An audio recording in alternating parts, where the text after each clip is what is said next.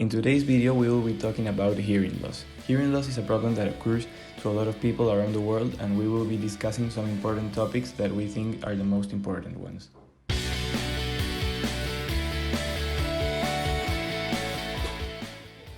Now I'm going to be talking about the main causes of hearing loss.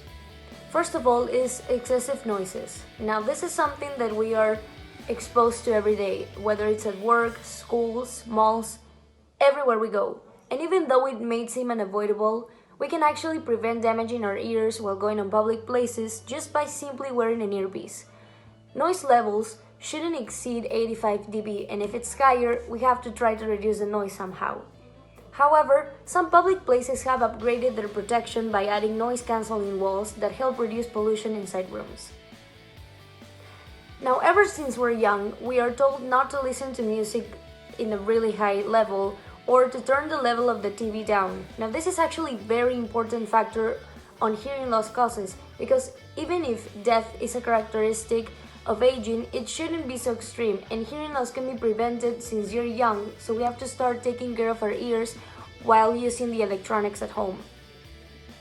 Another daily action that all of us do that is very damaging is the use of tools in our ears, such as Q-tips. Now, Q-tips can be our biggest enemy, because instead of removing earwax, it pushes it in, causing infection, and also if you happen to push too hard, you can damage your tympanic membrane. Last but not least, infection and diseases. Now, some ear infections can be common, mostly on children, but people should always stay informed to prevent these infections leading to something worse. Now, these were some of the main causes that can be prevented that are not really aligned with chronic diseases, so we always have to do our best in order to stay safe.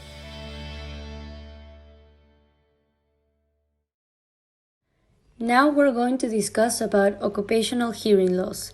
Occupational hearing loss is any hearing loss that is the direct result of exposure to poisonous chemicals or dangerous sound levels in the workplace.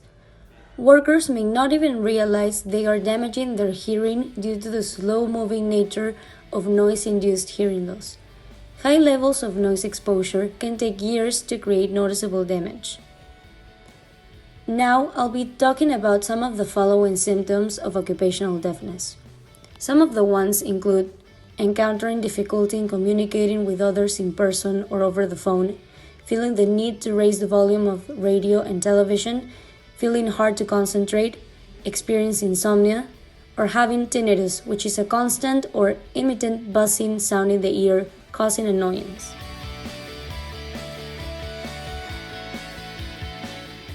Hearing loss. OHL can occur when workers are exposed to loud noise or ototic chemicals. Noise is considered loud when it reaches 85 decibels or higher, or if a person has to raise his or her voice to speak with someone 3 feet away. Ototic chemicals can cause OHL, make the ear more susceptible to the damaging effects of a hazardous noise, or both. For example, a person taking certain ototic pharmaceuticals may lose hearing, become more susceptible to noise, or both. Ototic chemicals include solvents, metals and compounds, asphyxiants, nitriles, and pharmaceuticals.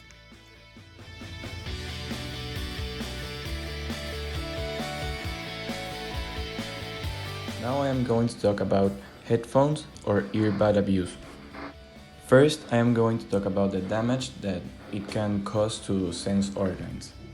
If not careful, that tiny earphone can also have a negative remote effect on your sense organs. Your exposure to high sound pressure levels at high volume can be damaging to sensitive structures in the inner ear, which affects other sense organs such as the eye, nose, or even the tongue. Addiction to improper usage of earphones may result to a serious, damaging exposure of the cells and tissues in the inner ear, which can end in a dynamic state of injury, degeneration, or repair. This has been termed as the acute phase of noise damage.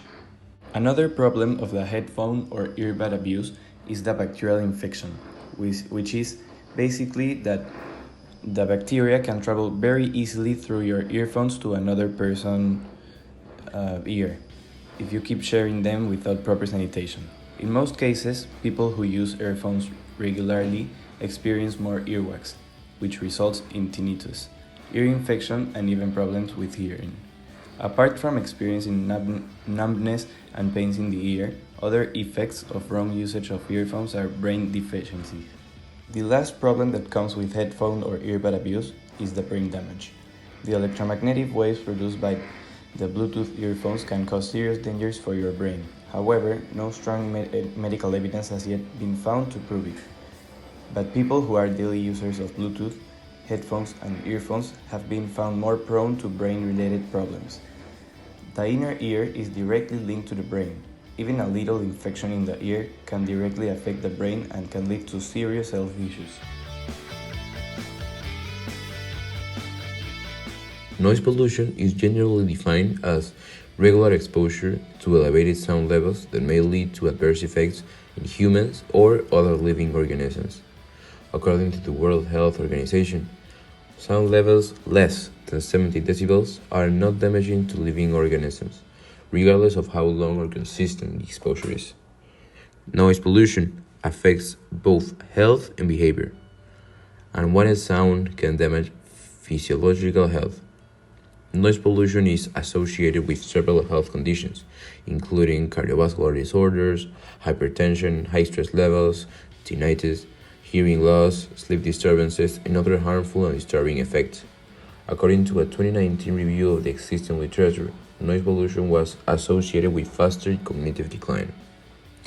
Sound becomes unwanted when it either interferes with normal activities such as sleep or a conversation, or disrupts or diminishes one's quality of life. Noise-induced hearing loss can be caused by prolonged exposure to noise level above 85 awaited decibels.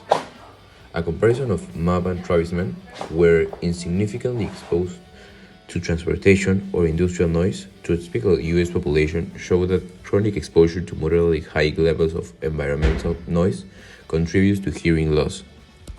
Noise pollution can have negative effects on adults and children on the autistic spectrum. Those with autistic spectrum disorder, ASD, can have hyperacusis, which is an abnormal sensitivity to sound.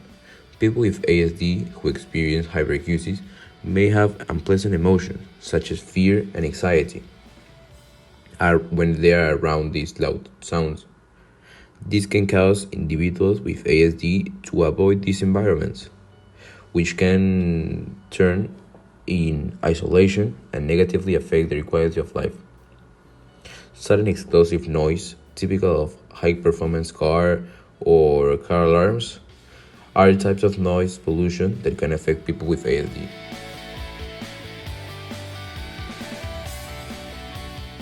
Who is not able to hear, as well as someone with normal hearing, hearing thresholds of 25 dB or better in both ears, is said to have hearing loss.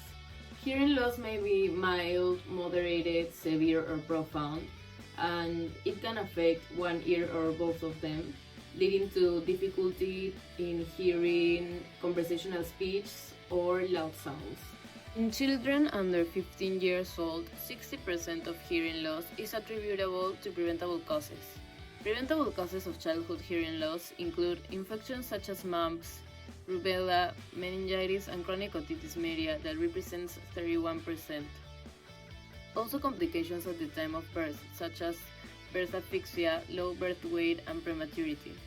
The use of ototics medicines in expecting mothers and babies also may be a cause of children hearing loss.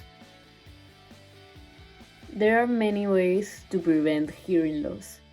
For example, immunizing children and adolescents against diseases including measles, meningitis, rubella, and mumps. Preventing infections in expectant mothers through good hygiene, screening for and treating syphilis and other infections in pregnant women.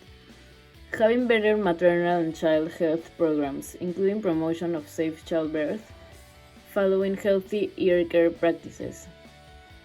Reducing exposure, both occupational and recreational, to loud sounds by raising awareness about the risks encouraging individuals to use personal protective devices such as earplugs and noise-canceling earphones and headphones. Screening of children for otitis media, followed by appropriate medical or surgical interventions. Avoiding the use of particular drugs which may be harmful to hearing. Referring infants at high risk, such as those with family history of deafness or those born with low birth weight, birth asphyxia, jaundice, or meningitis, for early assessment of hearing to ensure prompt diagnosis and appropriate management as required. And finally, educating young people and population in general on hearing loss, its causes, prevention, and identification.